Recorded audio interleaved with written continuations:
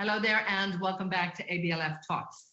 I'm absolutely delighted now to be joined by the Managing Director of Siemens Energy in Oman, a gentleman who has tremendous experience across the oil and gas sector in senior positions for many, many years. And of course, he led government affairs in the UAE and in the Middle East since 2015 and was here in the UAE in the branch from 2016, but now he's heading up the operation in Oman. So please welcome the Managing Director for Siemens Energy Oman, Khalid Bin Hadi. Thanks for joining us, Khalid. Thank you. Hello. I'm very happy to see you and speak to you today. Let me say hello to everyone that is participating at the events. I am very happy to be joining you here virtually, and I hope next year we will be able to meet in person. This event is taking place at a time of unprecedented challenges to global health and global economy. COVID-19 has been a disturber on different levels, forcing countries and companies to adapt quickly and adjust. So here we are today. And indeed, it's great to talk to you again. It's been a while since I've seen you, but virtually we have to do with this for the moment, but we will have occasions, I hope, and we'll talk maybe about them too in the coming months, that whereby we can get back together. So, as you said there, everybody has been touched by this pandemic. Every industry, every sector, every person indeed, when we look at it that way. And when we look at, the energy transition, what would you say, are the steps that people can take? Because energy is very much, it relates to everything everybody does. Where do you see the steps that people can actually put in place to help us out of the recession and really get back to focus on economic growth? Well, the energy transition will require trillions of euros of investments worldwide. This is why capital allocation plays an important and central role. We must ensure sustainable financing worldwide so that the innovation needed for the energy transition succeed. The good news is that many countries are using the stimulus packages to accelerate the transition to carbon neutrality. Indeed, the stimulus packages provide an excellent opportunities to ensure that the essential task of decarbonizing the energy sector is not lost in the fossil about other priorities. I mean, if you look at also what Arena has published recently, and there was a quote that caught my attention, that the energy transition will generate 17 million jobs. And also there was another quote by Boston Consulting Group that the cost of transition are around 1% of GDP. And if you don't transition, the cost will be about 3% of the GDP. So it's very clear that the energy transition will play a fundamental role in the sector. And also what we need to keep in mind, the developed countries understand that major investments are needed to support and expand the development and integration of new and renewable technologies. At the same time, these efforts will also boost their economies. UAE is taking a leading position. By 2050, the UAE aims to invest 600 billion dirhams to meet the growing energy demand and ensure the sustainable growth of the country economy. The strategy also seeks to increase the efficiency of energy used by individuals and organizations by 40% and achieve saving of 700 billion dirhams by 2050. The situation is quite different in developing countries where governments may not have the financial resources to put together stimulus packages. The current economic challenges, together with the decline in the oil market, may undermine these countries. Efforts to go through an energy transition and widen the sustainable financing gap. So we need the smart, flexible, customized, and individualized financing solution to support each country's unique needs. Siemens Energy is active in more than 90 countries around the world, and around 1/6 of the world's power generation capacity is based on our technology. We understand the unique needs of each country and offer our customer tailored solutions. And yet, despite massive sustainable investment and financing innovative project is still a challenge, sustainable financing must be an essential part of the future energy sector. But we have to get it right. Three factors are therefore particularly important for the future. We need to define ESG criteria that are accepted by all stakeholders worldwide. We should keep in mind that ESG is not just about the climate or the environmental impact of our action. It also has a social component, such as how we ensure the safety of our employees. Based on this shared understanding, we need to ensure that all parties provide transparency and robust reporting that funding partners can rely on, and that can be used for accurate comparisons. We need to make sure that the funds are distributed equally, and that all countries, no matter where they are in their energy transition, benefit. ESG starts at different levels in different countries. We know that we need to make sure that defined criteria also allow developing countries to make an effort. So to summarize it, sustainable project financing and strong private-public partnership are central to the success of the energy transition.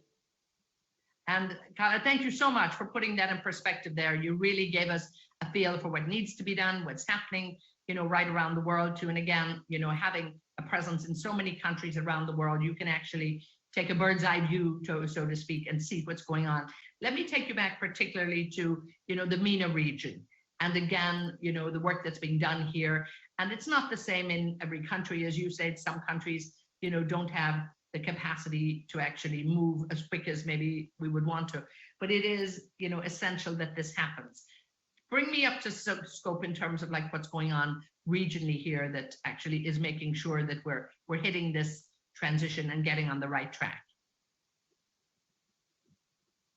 Yeah. So our region is quite interesting because there is a mix of, let's say, challenges, political growth, demand, financing, and opportunities. But the energy demand in the Middle East is forecasted to continue to grow in the long term. Despite the negative short-term impact from COVID-19, crucial energy policies, strong public-private sectors collaboration, sustainable financing tools, as well as a greater focus on ESG policies in the private sector will be fundamental to elevate the negative impact of the pandemic on the energy industry, as well as our economies in the region in general. We must now seize the opportunity to combine economic restructuring after COVID-19 with consistent investments incentives. This is the only way to bear the cost of the transformation and accelerate the necessary changes. We need to have a realistic approach. The transition of the energy will start at very different points and proceed at very different speeds, depending on the economic development and political agenda of the individual countries and their access to energy sources. Accordingly, it is important to build appropriate partnership at both the political and economic level that reach beyond regional frameworks and achieve regional local progress on basis of a global strategy. But what is just as important is that we keep an eye on the possibilities. I am convinced that the path through a short-term solution is the right one.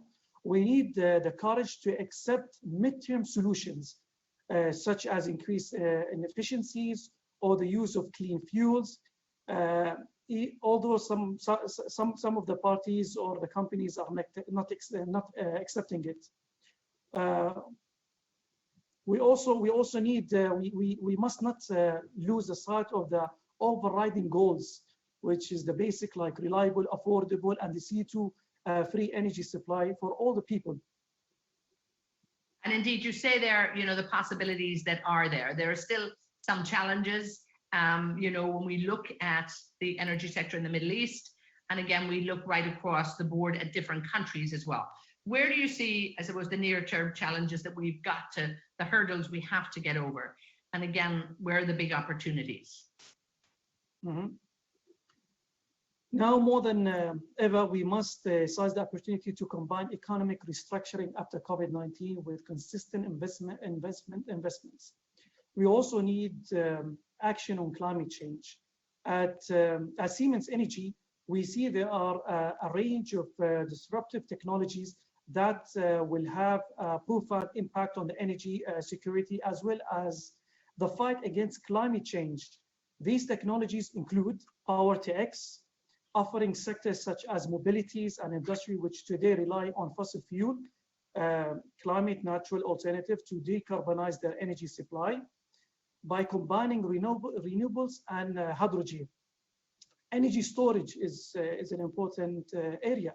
As the share of renewable in power generation increases, storage technologies and load management will play a crucial role. And again, when we look at all of this, everybody, I think, really wants to have, a sustainable, stable, smooth transition. And I think a lot of people talk about this. But at the moment, we need, and we're still dependent on the hydrocarbons. And we also have to look at, I think the big challenges there's been over the pandemic. And we needed hydrocarbons to make sure that we had the energy to keep the hospitals going, to keep all the services going. I mean, we couldn't have done it without it. So I suppose there's a two-tier system going on in many ways, where countries and governments and indeed industry, we have to embrace that for the time being. What do you think? Yeah, you're absolutely correct. I think it's time for public and private to come together, to sit and to have a kind of close cooperation, where also we invite academies, policies, and so on. But allow me to emphasize about the energy, the demand of electricity is rising. There is no doubt about it. About 780 million people still don't have access to electricity. And the need for sustainable, reliable power is growing. Climate change requires the decarbonization of daily life and every industry. However, the expansion of renewable energies alone is not enough to achieve this goal and not reliable enough. Energy companies need to provide a way to meet the growing demand, while at the same time taking responsibilities and actively shaping the path to a climate-friendly future. And when we look, sorry, go ahead. Yeah. So one of the examples that I would like to share with you, that recently we have joined forces with Masdar, Etihad Airways, Morabini Corporation, and Khalifa University to establish a PV-powered green hydrogen, the demonstrator plant in Abu Dhabi. The plant will produce green hydrogen from solar power in Masdar City in Abu Dhabi. The green hydrogen produced will be then utilized to run the passengers' cars and buses in Masdar Sustainable City. So those are examples about a true partnership, about collaboration. The COVID-19 has taught us a lot, and it really forces us that we all need to sit and work together to achieve a successful transformation. Today, no one can play an individual role. So I think technologies has advanced, the business model has also advanced, and I think if we don't change and adapt, we will be behind, and it will cost us a lot.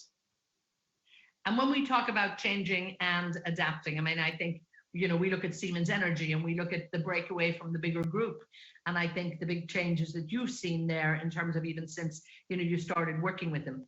Do we all need a more flexible, a more agile, I suppose, economic model that's really going to help to build that sustainable growth in? And I think the pandemic has taught us all a lot.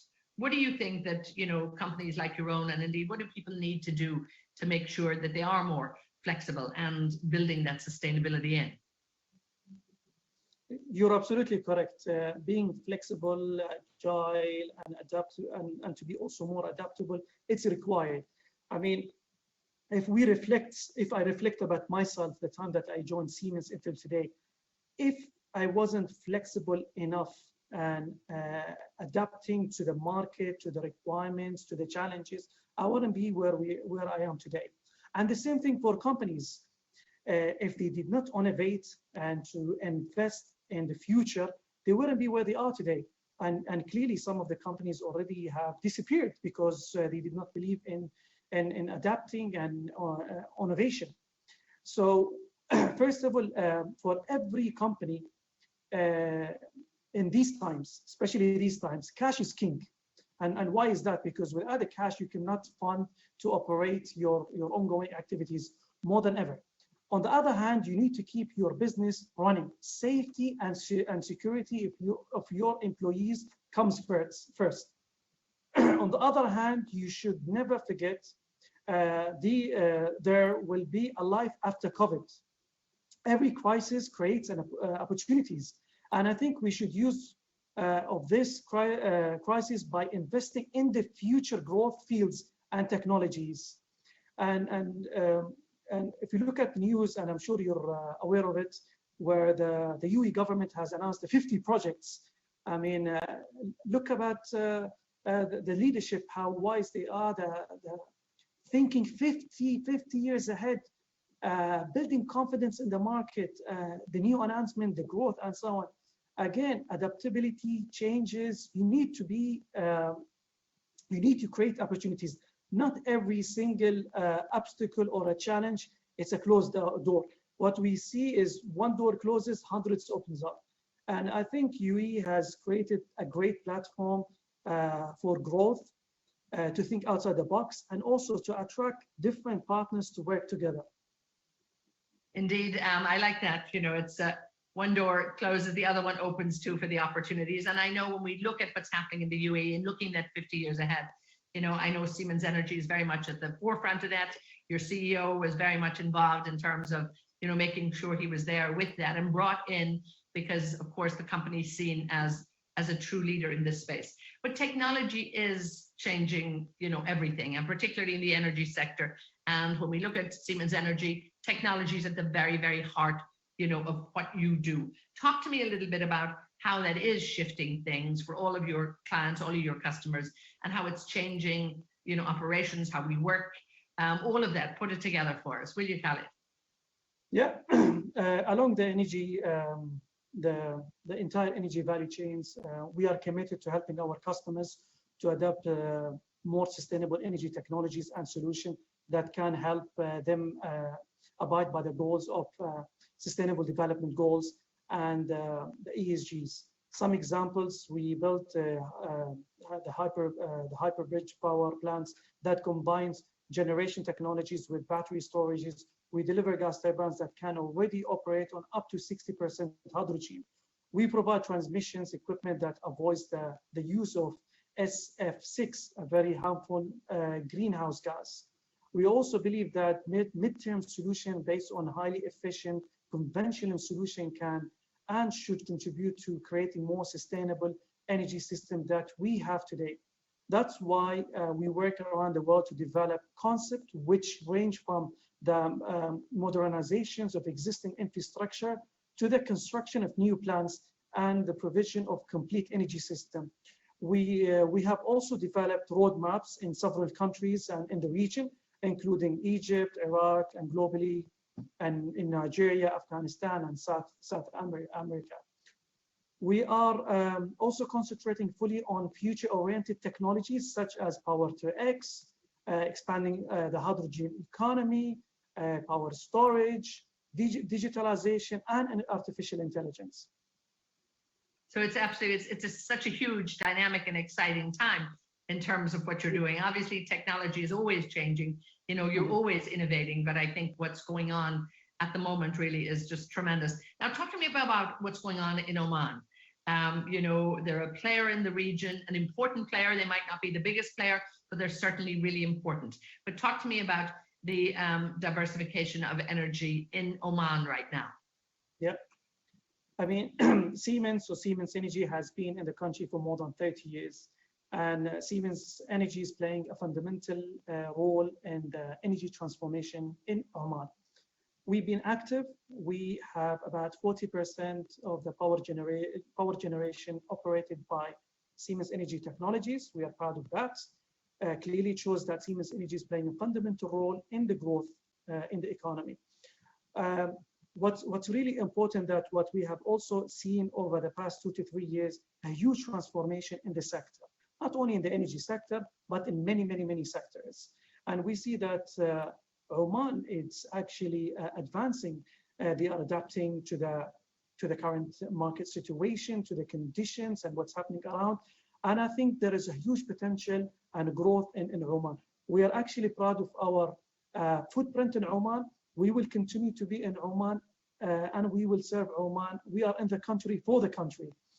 And we are working very closely with most of our partners on developing green hydrogen, advanced technologies, partnership, and also developing talents. That's the most important thing. The talents are the greatest asset in the country. And indeed, talk to me a little bit about that, because I think everybody we spoke to already today on this platform, and indeed as we talk to people in the past sessions and indeed the future sessions, is about finding that talent, keeping that talent, training that talent, and making sure that there's a good future there. I know Siemens Energy has so much in place in terms of attracting that. And again, you know, I think the technology that's there and making this attractive to new talent. Are you finding it easy to actually make sure that the talent is there? Or do we have to all as an energy sector, do we have to do more? I think no matter how much we do, we still need to do more. The most important thing is partnership. We cannot do it on our own. And talent development, it's in the DNA of Siemens Energy throughout the history. So we need to work in partnership with universities, with academias, with government institutions. We need to define the jobs of the future, because there is no point to train someone for today's requirements, and after 3-4 years, these jobs are disappearing. So what's the most important thing? That we all need to work hand in hand very closely to define the jobs of the future, or what kind of skill set is required for the future. And training and development, it's something very, very, very important. It is, I think, and it'll continue to be so. You know, and I think as you talk about those partnerships, and I know Siemens Energy have very strong partnerships with academia as well, and you know, even at a junior school level too. So it's not just getting the university kids, it's actually really starting to get people interested, you know, in technology and in energy at an early age. But let's stay with Oman at the minute in terms of what Siemens Energy is going to be doing there in the years ahead. What are your plans? Share a few with us. We have a lot, but allow me to tell you our priorities. First priority for us is the green hydrogen. So we see it as the future, or we see it as a potential future growth area where Siemens Energy is focusing a lot on investing in the technology. We've been having a lot of talks with some of the energy governments, entities here locally. We are in discussion with different parties to form a partnership, because if you look at the business model, is not a transactional business, it's a purely partnership. So we need to bring policymakers, you need to bring the investors, you need to bring the technologies, you need to bring the government with you. So it's a value chain. So this is one of the things. The second thing, what we are doing is investing in the human capital, as we mentioned and talked about it earlier. Talent development is something very important to sustain the business growth. The third thing is increase our footprint locally in Oman. We have a lot of installed base, and the most important thing to ensure those machines are running smoothly, reliable, without any issues. So the good thing that in Oman, we have a local dedicated field service, and I'm really proud to say that all of them are Omanis, and they're doing a fantastic job. So, and that's great to hear. It is. That's so good to hear. Yes. Yeah. I'm really proud of them and proud of the talent, the competence, and how hard they are working and committed. So I'm really proud of that. And definitely we need to increase the Omanization. That's something on my agenda. But the most important thing is to ensure that those machines are running smoothly without any failure, without any issues. That's why we have a local dedicated field engineers to keep what we call it, to keep the light on, or the operation on. Yes, indeed, and it is. It's about keeping the lights on. Sorry, go ahead. During the COVID, when everything was locked and closed and no travel and with all the restrictions, we ensured that all our machines on the plants are maintained, serviced, no delays, no problems at all, because that's something which we have promised to our customer, to keep the lights on. On top of that, the most important thing is the safety of our engineers. So HSE was on our top agenda, and there was no compromise on that. And I think, when we look at it and when we think back on everything that happened through the pandemic, the focus on energy, and I suppose people just take it for granted. I think that was so important that was not interrupted, because we look at the services that were needed on a bigger scale, to keep the hospitals going, even in the summer months, to keep the air conditioning. All of the systems, you forget about that. We have to keep the lights on, as you say. I love that. Now we're sort of putting a big spotlight on Dubai for Expo 2020, and this is not just a Dubai event. This is going to be very much a regional event, and I do know that Siemens and Siemens Energy is going to be there. I know you have a lovely stage. I've been seeing a little sneak preview of some of that. So you're going to have a great presence there. But talk to me about, how you can engage, with people to bring energy really alive, at Expo 2020. And what will it mean for your company? And indeed, what do you think it's going to mean for the region? Yeah, actually, I'm looking forward for Expo. And I think Expo 2020 will surprise the world. Expo will bring people together, will bring industries, academia, students, talents from all over the world. And I think it's a great platform to connect everyone together. We've been working with Expo 2020 from the beginning, and we are proud of our partnership and how closely we are engaged with them. Tremendous development has happened. But one of the projects that we started with Expo, and I would like to share, it was in Dubai. It's the green hydrogen project, which was inaugurated a couple of months, and I'm sure everyone heard about it. So it's the first time green hydrogen that is being produced at industrial scale in the Middle East and North Africa. The project was built in DIWA's Hamad bin Rashid Al Maktoum Solar Park, is in collaboration between Siemens Energy, DIWA, and Expo 2020.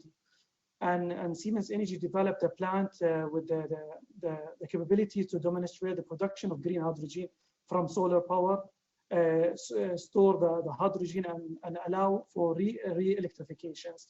That's a true business model to show a true partnership. So there's so much to do, and we're all looking forward to, being at Expo 2020 and coming over to the big Siemens stand to make sure that we engage with Siemens Energy and see all the great work you're doing. Khalid, we have to leave it there. I want to thank you for, your great words of encouragement and inspiration, really, in terms of all that's going on in the energy sector, how you're all managing the energy transition, and indeed the great work that you're doing in Oman with your team of locals too. I think, as you say, this is so important. And again, congratulations to you for pulling a great team together and making sure that everybody is moving forward. So Khalid Bin Hadi, the Managing Director for Siemens Energy in Oman, thank you so much. Thank you so much. Good talking to you. And as always, great to hear from you, and to our viewers at home. Really a great in-depth look there of what's happening in the energy sector. So it was great to have Khalid bring us up to speed on that. And it is all about keeping the lights on. So please stay with us, and any questions you might have coming up for our next panelists, be sure and drop them in the chat box there. But stay with ABLF, because we'll be right back.